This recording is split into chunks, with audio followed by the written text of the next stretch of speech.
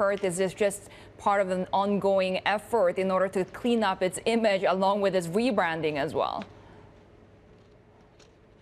Yeah, I think it has to be part of that process. I mean, when you think about how long Facebook has had this technology, I mean, they've been using it since 2010, so over a decade. The fact that they would get rid of it right now, a week after, not even a full week after rebranding the company, to me is a sign that they're trying to turn over a new page here. They want to be known as Meta. They want to be known as this company building the metaverse.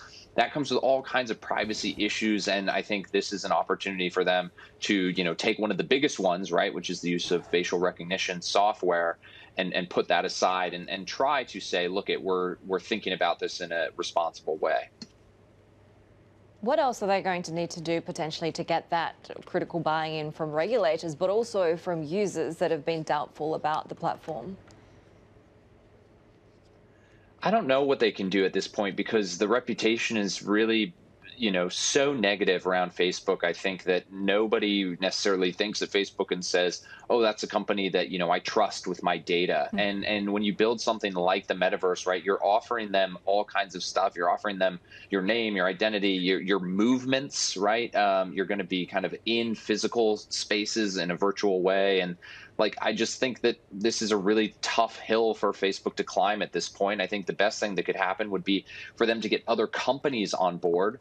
If they're building this alongside the Apples and Amazons and Googles of the world, perhaps that might do something. But I think if Facebook is trying to sell this as an experience that's Facebook specific, I think that's going to be a really tough sell.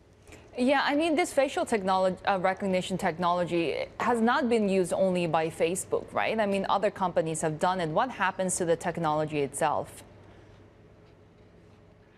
You're right. This is something that's common in a number of big tech companies: Amazon, Microsoft, Google. They all use this. Obviously, Apple has facial recognition technology. I unlock my iPhone using my face all the time. So what I think happens here is that Facebook is kind of the first of many companies that might have to kind of pull back from this. We've seen talk about regulation. There's talk from lawmakers about building rules around this type of stuff. So this might be Facebook trying to proactively avoid some of those issues.